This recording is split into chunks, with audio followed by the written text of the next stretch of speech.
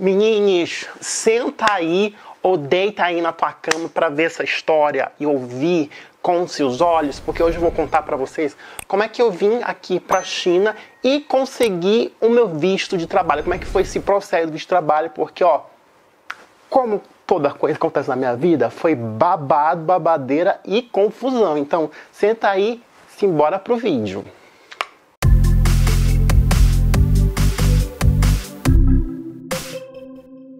Olá pessoas diversas, pessoas da internet, bem-vindos aqui ao meu canal. Meu nome é Edvan Fleury, também conhecido como o Embaixador da China aqui no YouTube, e também como o brasileiro que mais apronta aqui na Ásia. Isso mesmo, sou eu.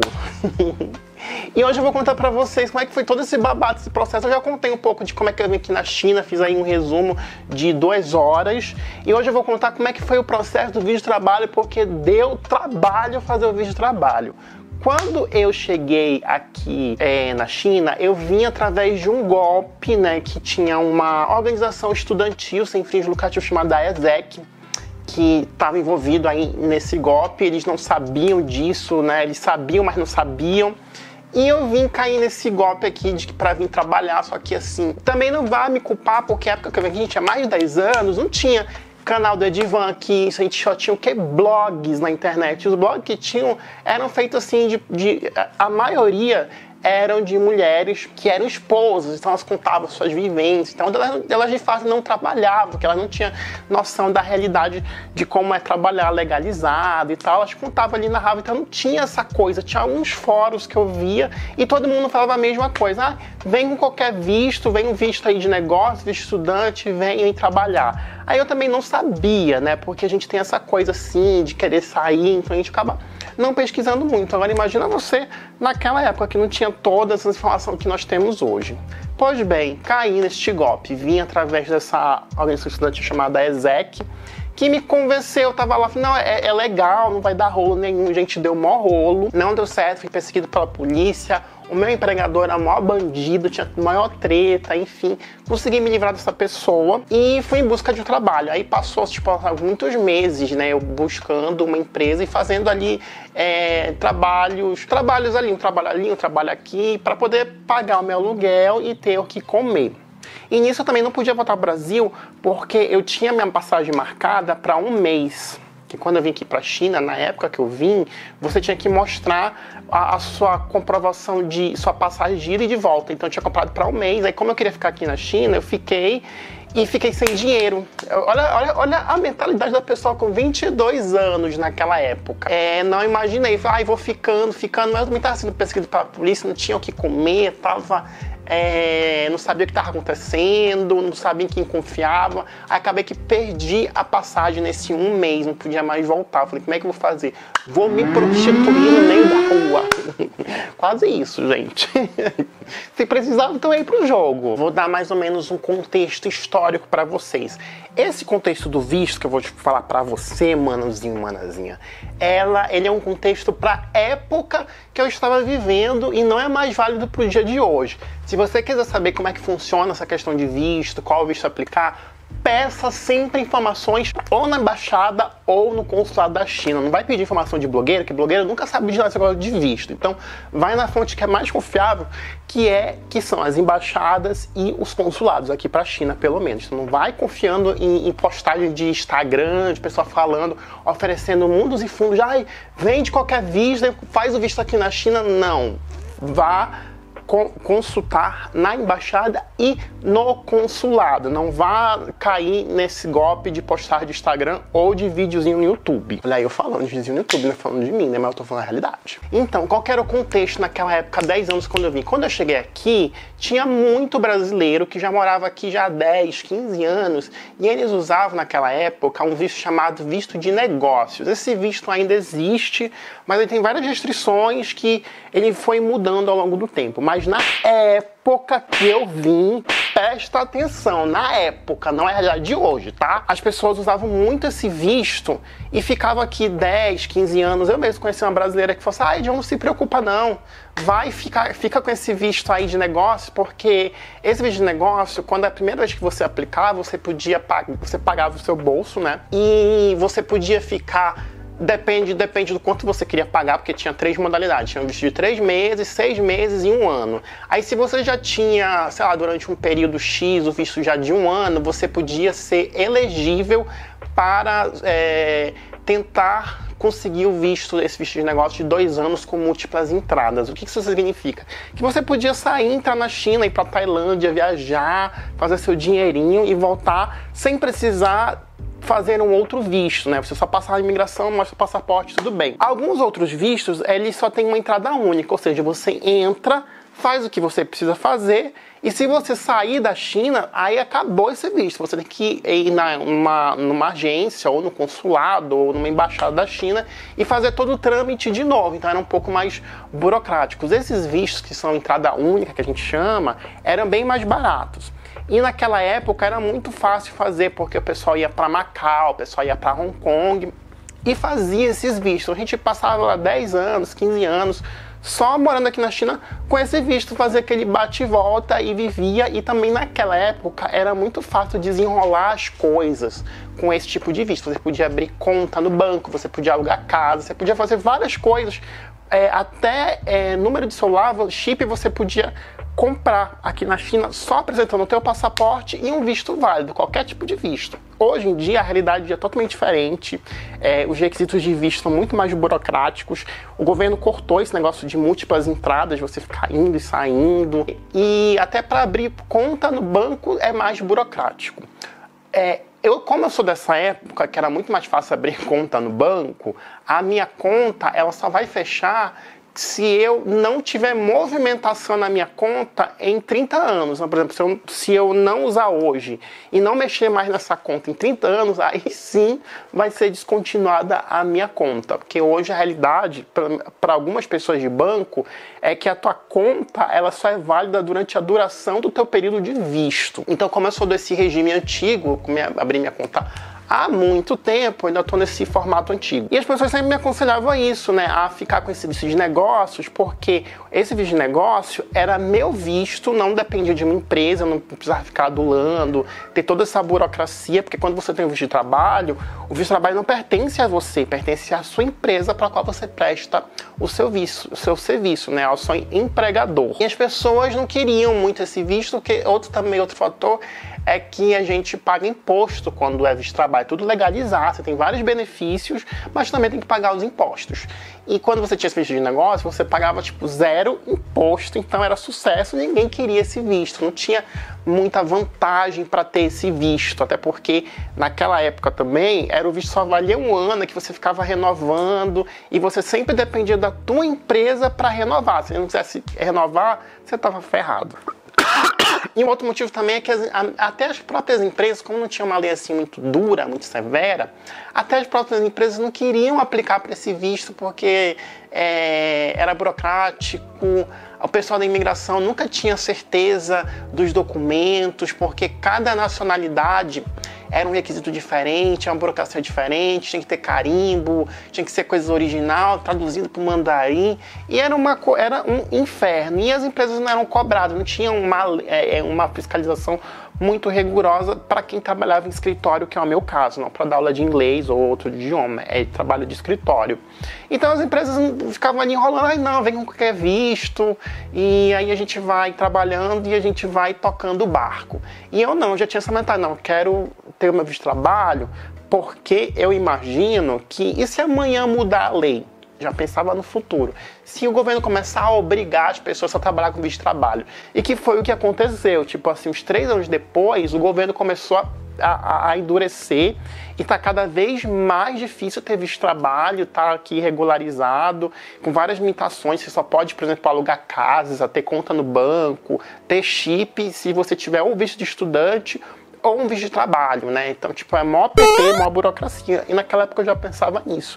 E todo mundo me chamava de louco, porque as pessoas, tipo, por que você vai querer um visto de trabalho, sendo que você pode ter múltiplas entradas, né? Aí eu pensei assim, se eu for morar em uma cidade que é longe de Shenzhen, longe de Hong Kong, longe de Macau, que é o caso de Beijing, que é bem longe, para você ter noção, tipo, é como se eu fosse morar no Amazonas e eu tivesse que ir pro Rio Grande do Sul toda vez para renovar meu visto, para fazer uma coisa. Olha o dinheiro e o tempo que eu ia gastar, porque era tudo do meu bolso. Passagem aérea, hospedagem, custo do visto, enfim. Apesar de ser um processo fácil, mas eram tudo custos que eu não queria ter, né? Se eu fosse morar longe. Para os brasileiros que moravam ali na fronteira, com esses dois lugares, que é Macau e Hong Kong, era muito fácil. Você pegava um barco, pegava um carro, pegava um trem, enfim, com alguma coisa, só atravessava a fronteira, fazia lá, passava um dia, às vezes 2 no máximo, voltava, ficava ali num hostel de um indiano, fazia o visto e beleza, né? Não tinha custo quase nenhum, mas para quem morava tipo fora, muito longe dessa fronteira, era mais complicado, que era o meu caso. Eu estava aqui em Beijing, e aqui em Beijing tinha várias oportunidades para brasileiro nessa área. Aí eu consegui, por um milagre divino, um trabalho numa das... Na época, não sei como é que tá agora a reputação dessa empresa, numa das empresas assim, mais conhecidas assim, respeitadas de tradução aqui da China. Era uma empresa assim que o preço deles, eles não tinham muitos clientes aqui da China, empresas chinesas, porque era um preço muito mais caro mesmo do que o preço que as outras agências chinesas cobravam. Então o foco deles era ter clientes de outros países que precisavam traduzir ou localizar coisas. Eu já comecei nesse ramo de localização aqui, foi aqui que eu aprendi. E eles meio que, tipo, nessa empresa, eles me profissionalizaram nesse ramo, porque eu nem sabia o que era localização, e sobre localização eu já falei mais ou menos o que é em outros vídeos. Aí você vai ter que se inscrever no canal, deixar um like, deixar um comentário para você saber o que é localização, tá bom? Aí eu comecei a trabalhar nessa empresa assim muito por acidente, que eu cheguei lá, não tinha muita experiência. Eu falei, olha, não tenho experiência, mas eu posso aprender. Aí a mulher me deu, seria a minha chefe, ela me deu ali uma bíblia, que era assim que ela ensinava, ela não ensinava, ela só dava uma bíblia desse tamanho aqui, com um manual de como usar os softwares de tradução, porque era tudo muito profissional, né? Tipo assim, então eu tinha que em uma semana aprender tudo, e sendo que normalmente, geralmente, como é o processo de aprendizagem desse software, dessa indústria, você faz um curso, você faz, aprende na universidade, faz um curso técnico, enfim. E você leva ali alguns meses, até um ano, até mais, para você chegar nesse nível. E eu tinha, gente, uma semana para aprender tudo. E era uma apostila deste tamanho, esta caralhada. Eu falei, gente, imagina aprender tudo na teoria.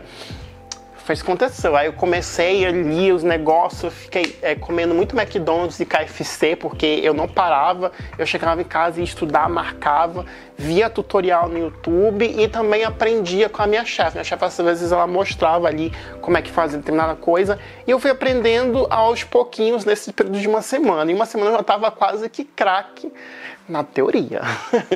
Aí eu fui aprendendo, assim, com o passar do tempo, com os meses fui aprendendo a mexer e me tornando assim, craque, fui subindo aos poucos nessa indústria de localização. Já passou agora 10 anos e eu estou hoje muito mais confiante, tanto que eu estou fazendo outras coisas acima do que eu fazia. Essa experiência foi muito útil, eu sou muito grato a essa empresa por ter me dado essas oportunidades. Mas, apesar de eles terem me dado essas oportunidades, eu tive que passar por algumas coisas, alguns perrengues nessa empresa. O salário era muito baixo. Eu entendia que, como eu estava sendo profissionalizado, estavam me ajudando ali, né, a entrar no mercado de trabalho, dando o meu visto de trabalho e vários outros benefícios, eu achei ok, né? Comecei com um salário assim super baixo. Tenho até vergonha de falar, tanta vergonha que eu não vou nem falar. Aí eles me enrolaram pra caramba pra tirar o visto de trabalho, porque eu tinha aquele visto de negócio de 1 ano, 2 anos, nem lembro qual era a duração.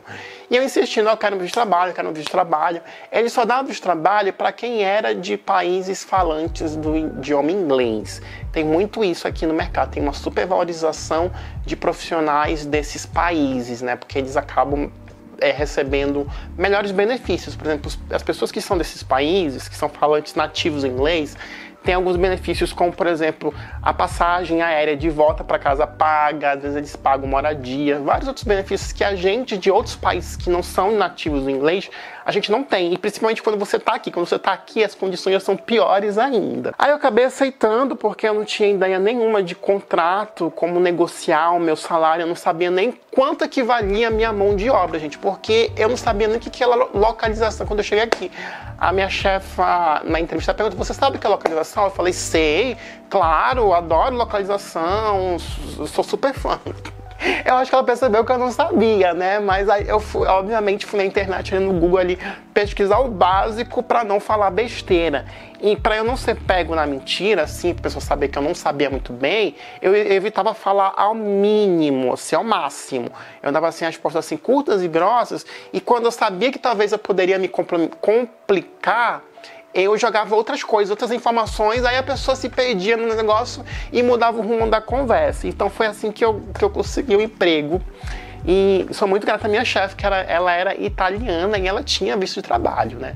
Aí ela falou que a gente pode dar visto de trabalho e tal para você, mas vai ser um pouco complicado, difícil, porque como você já está aqui na China, é mais complicado. Porque naquela época, eu acho que hoje ainda também é assim. Para você ter visto de trabalho, você tinha que fazer no seu país de origem ou então fora da China. Tinha que fazer em algum outro lugar. Naquela época que eu fiz o meu visto de trabalho, eu tinha essa opção de fazer no Brasil, em São Paulo ou em Brasília, ou eu podia fazer em Hong Kong, que naquela época contava como sendo fora da China, apesar de Hong Kong ser parte da China. Mas, pasmem, durante o processo de pesquisa do custo-benefício, onde eu ia gastar menos, Hong Kong estava mais caro do que no Brasil. Eu falei, gente, tá quase o mesmo preço de fazer no Brasil, tá até um pouco mais caro, então é melhor ir pro Brasil, pro meu país Brasil e depois pro meu país Amazonas, que vai sair ainda mais em conta, ainda vejo minha mãe, minha família e tal, aí eu paguei tudo do meu bolso. Esse foi outro golpe que eu levei, que hoje eu vejo quanto que eu fui explorado, porque eles falaram e jogaram isso pra mim, assim, como você quer visto trabalho, a gente só paga 4 mil, vou falar assim reais, mas não era reais, era RMB. A gente paga só 4 mil RMB, vamos colocar assim, na época assim que tava 1 para 1, tá? Só para facilitar o entendimento de moeda. Como se eles pagassem apenas 4 mil reais, porque eles falaram assim, acredite, minha gente, que eles tinham como referência o visto dos Estados Unidos, sendo que para cada país o processo é diferente e logo o processo sendo diferente, os valores são diferentes. Então tem país que é mais caro e tem países que era mais barato. E os Estados Unidos, naquela época, era o país assim, Estados Unidos e Canadá, eram os preços mais baratos e mais fáceis de fazer visto de trabalho, eles tinham como referência isso. Isso era ilegal naquela época e é ilegal até hoje, porque você não paga para trabalhar como eu fiz. Não existe esse negócio, a gente paga tanto o valor do seu visto e o restante você paga. Não existe isso. E como eu era inexperiente, não sabia negociar o meu salário, não sabia negociar os benefícios, que eu tive que aprender ao longo desses 10 anos, tipo, o que eu tinha que exigir da empresa, porque é tudo assim, na lábia e escreve ali no contrato, eu tinha que ficar atento, né? Eu não sabia, eu aceitei essa condição porque eu queria muito o visto de trabalho. Então eu aceitei a pegar esses 4 mil RMB, eles pagavam e eu pagaria a diferença, que era uma coisa assim absurda. Eu tinha que pagar, sei lá, vamos jogar assim, 20 mil por alto. Então meu visto custou, sei lá, uns 24 mil reais. Pasmem, né?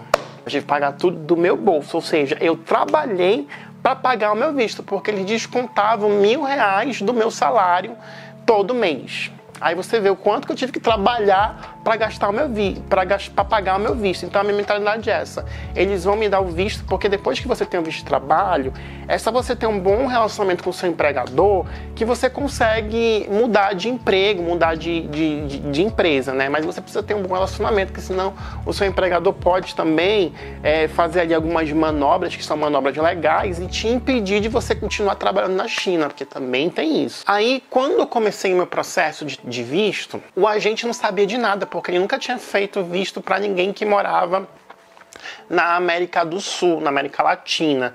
Tinha pessoas que moravam na América Latina, que trabalhavam lá, que vieram da América Latina, mas eles estavam todos iguais a mim, tipo um visto ali aleatório, e estavam de boa, porque eles não tinham interesse de mudar.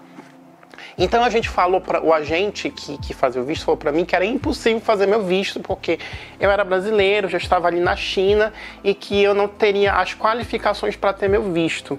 Aí eu fui pesquisar e o RH, gente, era estrangeiro, tá?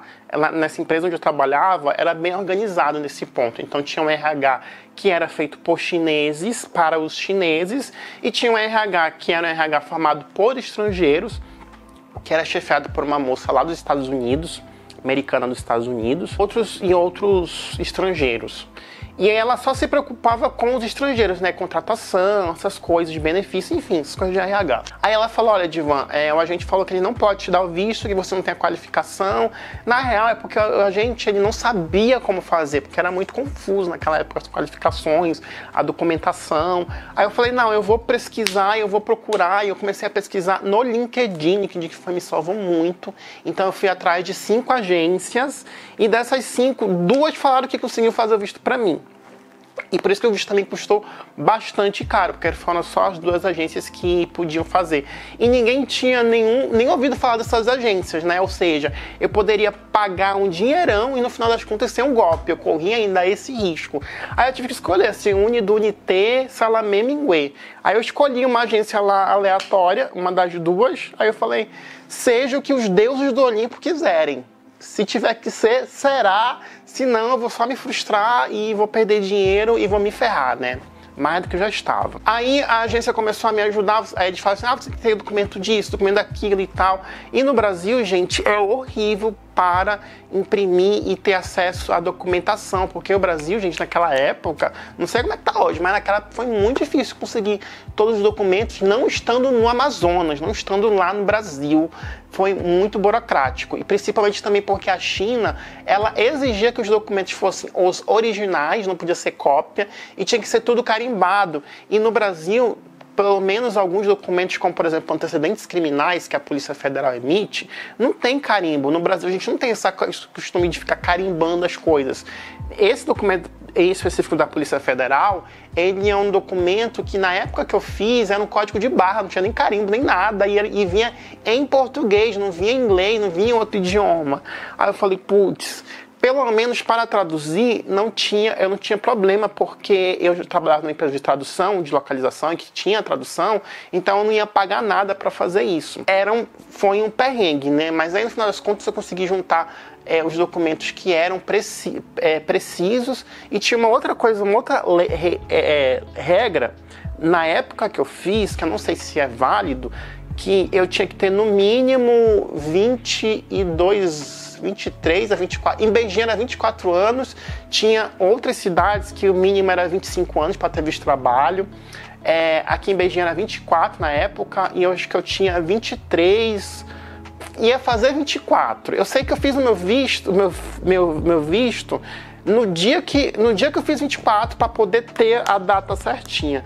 E dos 24 anos, você ainda tinha que ter 2 anos trabalhando após formado. Sendo que no Brasil é muito comum a gente trabalhar e estudar ao mesmo tempo. Porque o governo da China, ele seguia a lógica da China. E na lógica da China, é comum você primeiro só estudar, não tem esse negócio de estudar e trabalhar ao mesmo tempo. Então, eles entendem que você tinha que primeiro estudar na universidade, aí depois que você concluía a universidade, você ia trabalhar, e depois você podia conseguir o trabalho. Então essa era a lógica. Então eu tinha que ter estudado, me formado, trabalhado 2 anos, aí sim eu conseguir emprego na China. Sendo que eu trabalho desde os meus 17, 16 anos eu trabalho. Não na área de localização, óbvio. Mas tinha essa lacuna na lei, porque naquela época não tinha muita fiscalização por parte do governo, porque muita gente não queria esse visto de trabalho. Então, ele só exigiu que você tivesse ali 2 anos de trabalho. Não especificava que você tinha que ter 2 anos de trabalho naquela área que você estava fazendo. Então, eu peguei ali um comprovante, pedi para um empregador meu escrever em inglês, que eu tinha trabalhado, que de fato eu tinha trabalhado, imprimiu, aí eu pedi para ele carimbar vários carimbos de CNPJ, de coisas, que tá tudo em português mesmo. Aí ele perguntou, Edvan, que carimbo? Coloque todos que você tiver na sua mesa, por favor, meu senhor, carimba tudo. Pá, pá, pá, pá, pá, pá. Aí eu sei que o documento chegou aqui na China, minha gente, com uns 12 carimbos, era carimbo de tudo. Eu falei, caramba, a pessoa aloprou mesmo nos carimbos. Mas como o pessoal aqui na China gosta de carimbo, quando chegasse, visse o papel ali com um monte de carimbo, ia dar essa coisa, essa autenticidade. E uma outra coisa também que eles queriam era o documento em mandarim, com esses carimbos, né? Aí eu não lembro se eu não entreguei os meus documentos em mandarim, eu entreguei tudo em inglês mesmo. E eu falei, vou passar assim, dizendo que ia passar pela imigração desse jeito. Vai passar assim pela imigração. Aí eu submeti os documentos com um monte de carimbo que não tinha nada a ver com o negócio, mas coloquei, traduzi o negócio da Polícia Federal e coloquei ali uma observação que no Brasil esse negócio da Polícia Federal não tinha carimbo, era um código de barra que você tinha que digitar para confirmar se o documento era válido ou não. Aí eu usei essa justificativa. Passou, né? Quando eu fiz a minha entrevista na imigração e tal, a pessoa da imigração até perguntava por que não tem carimbo e tal. Eu expliquei, porque no Brasil o sistema é assim. Aí a pessoa lá, o funcionário público que estava lendo, não sabia muito bem como proceder, porque não tinha uma demanda muito grande para visto de trabalho de alguém que vinha da América do Sul. Aí ele ficou meio assim, assado, falou com um monte de gente, levantou, aí eu achei que ia dar ruim nessa hora. Aí ela voltou, aí, pá, aprovado. Venha daqui tal dia que a gente vai começar o processo. Que eles aprovam e você recebe uma carta, aí que essa carta você leva para o Brasil, que você tem que apresentar lá na embaixada, no consulado da China, aí você começa os trâmites para já ter o visto aqui na China. Aí você pega essa autorização aqui que vem da China, você viaja com ela naquela época, né? Viaja com ela e dá entrada. Aí eu consegui a ajuda de várias pessoas maravilhosas que apareceram no meu caminho, né? Inclusive um amigo meu que eu fiz aqui na China, o Thiago, me indicou um amigo dele lá em São Paulo, porque eu não tinha ninguém, gente. Eu nem sabia andar em São Paulo. Eu só fui para São Paulo pouquíssimas vezes. A última vez que eu fui foi para trabalhar na Saraiva do Shopping Eldorado. Se me falha a memória. Então eu não sabia andar, não sabia nem por um. E ele falou, não, vai com meu amigo lá, porque ele vai te receber na casa dele, vai te levar lá no consulado da China e vai dar tudo certo. Aí eu recebi a dica também de que essa papelada no Brasil, quando eu desse entrada, geralmente levava de 2 a 3 dias. Mas se eu fosse em um dia em que no dia seguinte, ou antes desses 2 dias tivesse feriado, ia ficar pronto em 24 horas. Tinha essa regra. Então eu fui num feriado qualquer, eu acho que era feriado do dia do trabalhador, se não me falha a memória. Então o feriado era na sexta-feira. Aí eu cheguei em São Paulo na terça. Quarta-feira fui na embaixada cedinho, quando a embaixada abriu 8 horas, eu já estava lá na embaixada dando entrada no papel. Aí eu cheguei lá com o papel, a mulher ficou meio assim na dúvida, viu que os documentos eram todos originais, porque eu já não tinha mais nenhum documento do Brasil, eram todos os documentos aqui da China. Ela olhou assim, aí ela viu minha idade, e a minha idade tava certinho com a idade mínima que era. Aí ela, ok, passa aqui amanhã. Aí o meu processo todo no Brasil acabou levando um dia, porque tinha essa questão do feriado, né? Então acabei ganhando um dia. E eu fiz amizades assim, maravilhosas nessa viagem de São Paulo. Sou muito grato a todo mundo que me ajudou, principalmente ao rapaz que me recebeu na casa dele. A gente virou super amigo. Aí eu fiquei assim, até impressionado assim, porque ele era uma pessoa simples, assim, maravilhosa, assim, coração enorme. Morava num lugar simples também, eu já super me identifiquei. E eu só passei um dia na casa dele. Não foi nem um dia, foi menos de 24 horas, porque eu peguei o documento e no finalzinho da tarde eu já tinha que estar no aeroporto lá de Guarulhos para ir para o meu país, Amazonas. E foi assim. Aí eu voltei aqui para a China, e quando você volta para a China, você faz a última parte do visto para você ver o quanto que é burocrático fazer isso e dinheiro, né? Dinheiros que a gente gasta. Aí eu fiz toda a última parte quando eu voltei para a China, toda papelada. Quando eu estava no Brasil, todos os dias que eu fiquei no Brasil, eu só fiquei gastando dinheiro. Eu não tive o direito de trabalhar do Brasil, porque naquela época não tinha esse negócio de trabalho remoto. A empresa não queria que eu trabalhasse remoto, mesmo eu podendo trabalhar remotamente para entregar as demandas que eu precisava. Eles não queriam. Simplesmente vai, se você ficar ali um mês no Brasil, é um mês que você vai ficar sem trabalhar. Eu só ganhava pelos dias que eu trabalhava e é assim até hoje. Se eu não for trabalhar, eu não recebo o meu salário, né? Eu não recebo o dinheiro daquele dia, né? A diferença aqui hoje é que pelo menos eu tenho a lei, um pouco da lei trabalhista ao meu lado. Eu tenho alguns dias de folga, né? Então eu tenho esse benefício. Então eu posso ficar alguns dias sem trabalhar e descontar das minhas férias. Aí eu levei quase um ano, pouco mais de um ano, para pagar o meu visto. Lembrando que isso era ilegal, como eu falei no início do vídeo. A gente não paga para trabalhar, você não tem que ficar pagando o seu visto. Paguei o meu visto e eu queria muito subir dentro da empresa. Fiquei naquela empresa 2 anos e pouco. Eu só saí porque eu comecei a brigar com a minha chefa. A minha chefe italiana saiu da posição e ela foi promovida para um cargo acima. E ela deixou no lugar dela uma moça que trabalhava na mesma equipe que a gente, que era a coreana. E a minha chefe, eu já sabia que a coreana tinha uma implicância assim comigo e com algumas outras pessoas assim que ela pegava assim para implicar. Porque eu via no tom ríspido das mensagens que ela mandava para mim por e-mail, era tudo com cópia, né? Então, se eu cometia um erro, gente, o mundo só faltava, tipo assim, erros assim, no nosso dia a dia, na nossa profissão, qualquer profissão, você comete um erro, sei lá, um lapso de alguma coisa que você vai errar, mas o mundo não vai cair, o mundo não vai terminar por causa disso. Então, todo mundo tinha erros pequenos, né, coisa assim boba, mas se eu tivesse qualquer erro, gente, ela mandava uma mensagem para mim acabando comigo. E aqui na China tem essa cultura assim de humilhar na Ásia, né, em si, né. Aí, no início, eu até relevava um pouco quando ela começou a tentar ali me humilhar, mesmo naquela época ela não sendo chefe, né? Porque quando a minha chefa precisava se ausentar, porque como ela tinha visto trabalho, ela tinha todos os benefícios. Ela podia, por exemplo, viajar para o país dela e continuar recebendo e trabalhar remotamente, porque ela estava tudo legal e tal, enfim, ela já tinha muito tempo de empresa. Também tem isso aqui na China, quando você tem muito tempo de empresa, você acaba tendo uma moral dentro da empresa e a empresa acaba te dando alguns benefícios e flexibilizando mais.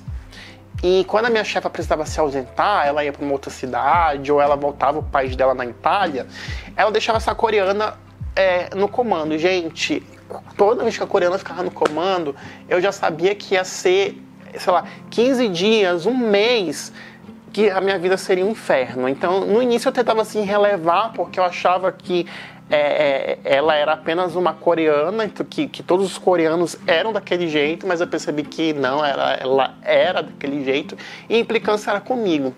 E tinha também outra coisa também que eu aprendi trabalhando lá, é que pelo fato de eu ser estrangeiro, eu jamais ia ser promovido, porque aqui na China não existe uma coisa de plano de cargos e salários. Você começa, sei lá, trabalhando, ganhando X, numa função Y, aí você vai subindo aos poucos. Não existe isso.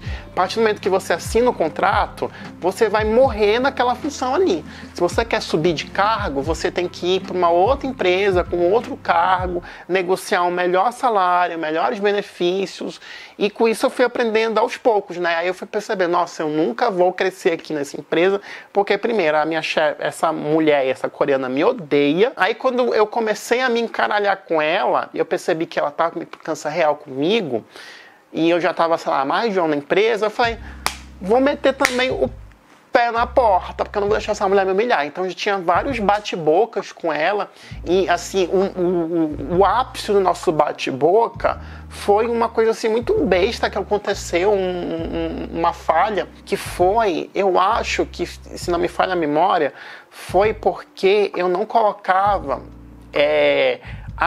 o dia certinho que eu tinha feito hora extra, e sendo que eu seguia o formato da minha chefa. A minha chefa italiana, ela não obrigava a gente a colocar o horário certinho, de tal hora a tal hora, a gente só preenchia, e nenhum estrangeiro fazia isso. porque eu recolhia o de todo mundo e era uma lista que a gente preenchia manualmente. E eu já estava lá um ano, mais de um ano, 2 anos, e eu nunca vi ninguém preenchendo, colocando a data certinha. Aí ela foi lá na minha mesa tirar satisfação comigo, por que eu não tinha a data, né? Aí eu peguei e deixei o formulário. Aí eu falei, você tá vendo alguém aqui colocando a data? Aí ela falou, não, mas eu estou pedindo de você, que também tem isso, esses asiáticos. A gente fala assim, eu estou pedindo de você, então é só você que tem que me responder. Aí eu brigava assim com ela. Falei assim, olha, você está vendo alguém colocar? Eu estou seguindo a fórmula como eu venho seguindo há mais de 2 anos, trabalhando para fulana, que era a Kiara, a minha chefa. E ela nunca brigou, ela nunca deu esse showzinho que nem você está dando, brigando aqui com todo mundo. E eu, em nenhum momento, assinei um contrato em que eu trabalhava para você, eu trabalho com você. E eu vou sair da minha casa para ser humilhado, eu venho para trabalhar e não venho para ser humilhado. Aí ela não gostou desse confronto, né? Eu sei que nesse dia que eu fiz isso, o escritório parou, porque a gente estava ali gritando ali de bate-boca, né? Aí ela queria rebater, eu falei, não, cale sua boca, porque eu não terminei. Aí eu comecei a falar, falei, e minha chefe italiana ouvindo tudo, porque ela já sabia das coisas que estavam acontecendo. Aí foi quando ela tentou falar, eu terminei de falar, ela tentou falar, agora é minha vez. Eu falei, não, você cale, porque eu já terminei e você vai ficar falando sozinha. Eu peguei minhas coisas e fui embora. E nessa semana que aconteceu isso, eu pedi minhas contas e fui para uma outra empresa, e a SE coreana tentou cancelar o meu visto, fazer mó barraco, só que a minha chefe italiana intercedeu com a chefa maior, e a minha chefe italiana basicamente confirmou que realmente estava acontecendo ali um conflito, e ela sabia que tinha esse conflito. Aqui na China também tem isso.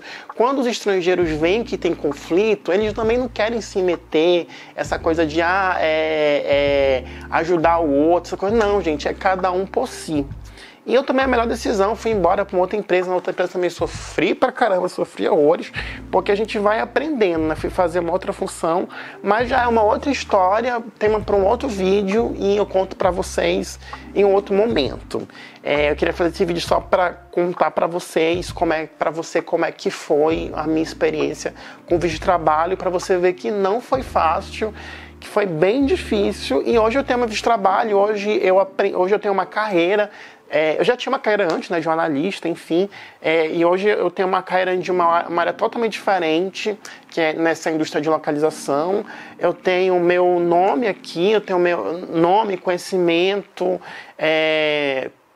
eu consigo abrir portas em vários lugares, porque eu fui construindo isso aos poucos, com muita força de vontade, determinação, ó, e ralando, ouvindo, sendo humilhado, porque, gente, a vida é assim em todo lugar do mundo. É a gente aí ralando, ouvindo, porque a gente tem que pagar nossas contas, né? A gente não nasceu rico, infelizmente a vida é assim. Eu queria agradecer a todo mundo que é membro aqui do canal. Se você quiser se tornar membro aqui do canal, você vai ajudar bastante por apenas R$8 por mês, tá bom? Muito obrigado também a quem está acompanhando, as pessoas novas que estão chegando aqui no canal, e eu espero que vocês gostem aqui do conteúdo. Então, um beijo para vocês e até a próxima. Tchau, tchau.